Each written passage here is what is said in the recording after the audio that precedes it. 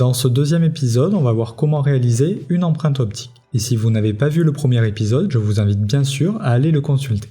Avant de rentrer dans le vif du sujet, on va voir les 7 points essentiels qu'il faut respecter pour réaliser une bonne empreinte optique. Mais d'abord, voyons rapidement comment fonctionne un scanner intraoral. Tous les scanners intraoraux émettent une lumière qui est travaillée de manière spécifique en amont. Cette lumière va ensuite être recaptée puis analysée afin de reconstituer la surface qui a été scannée.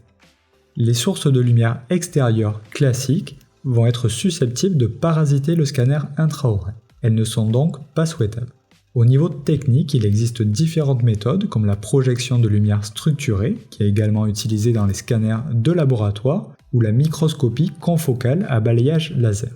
C'est notamment cette dernière qui est utilisée dans la triostro.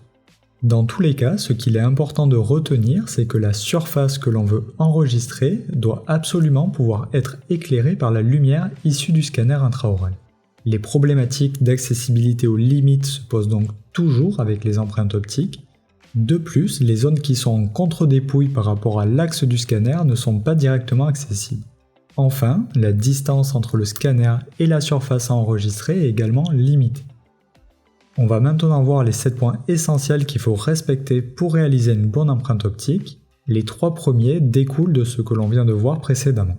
Il faut éviter les sources de lumière extérieures, et donc il faut éteindre ou écarter le cialytique lors de l'empreinte. Il faut que le scanner soit le plus proche possible des surfaces à enregistrer, et il faut également varier l'angulation du scanner par rapport à la surface des dents afin notamment de pouvoir enregistrer les zones en contre-dépouille. Un point à ne pas négliger, c'est qu'il faut démarrer le scanner à l'avance afin que l'embout et le miroir situés à l'intérieur aient eu le temps de monter en température. En effet, les embouts sont généralement chauffants afin d'éviter la formation de buées sur le miroir lors de la réalisation de l'empreinte. Et bien sûr, il faut contrôler que le miroir soit parfaitement propre et sans rayures. Il faut également penser à bien sécher l'ensemble des surfaces dentaires car la présence de fluide risque d'interférer avec le signal lumineux et fausser l'empreinte. Il faut également prendre soin d'écarter l'ensemble des tissus mous qui pourraient interférer lors de la prise d'empreinte. En clinique, le plus simple est de se faire assister. Enfin, il faut respecter les stratégies de numérisation en fonction du type d'empreinte que l'on souhaite réaliser. Pour l'exemple, on va réaliser une empreinte complète sur l'arcade mandibulaire.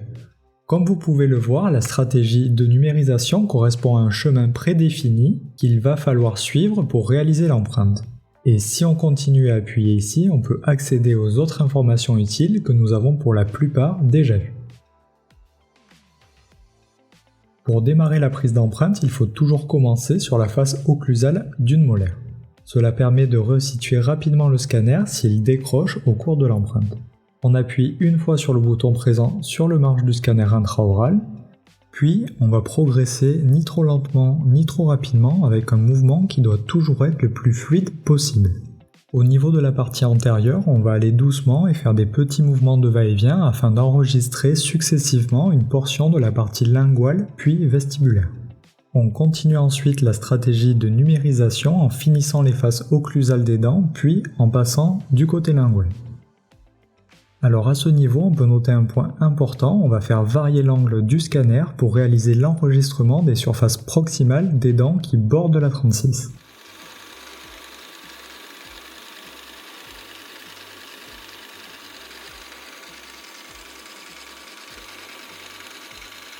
Un autre point important que vous pouvez remarquer, c'est que la deuxième main peut être utilisée pour stabiliser la progression du scanner intraoral.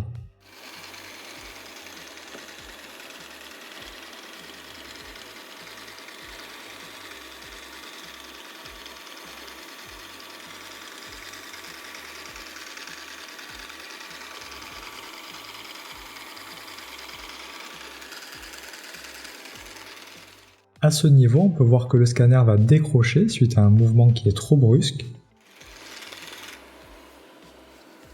On se repositionne donc sur la surface occlusale d'une molaire afin que le scanner puisse se repositionner.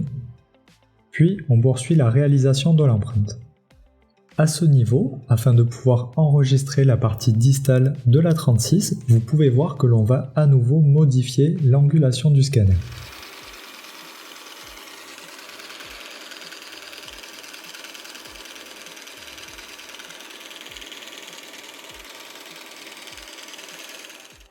Nous avons maintenant fini de réaliser l'empreinte mandibulaire. Comme dans le premier épisode, on avait paramétré la réalisation d'une prothèse sur la 36, le logiciel nous propose de marquer sa position. Cet outil permet de montrer les éventuelles zones où il y a des manques. Ici, on peut voir que tout va bien au niveau de la 36, mais malheureusement, ce n'est pas toujours aussi simple. Je vous propose donc de voir dans le prochain épisode l'ensemble des outils qui permettent aux praticiens de contrôler la qualité de l'empreinte, mais également les formes de ces préparations.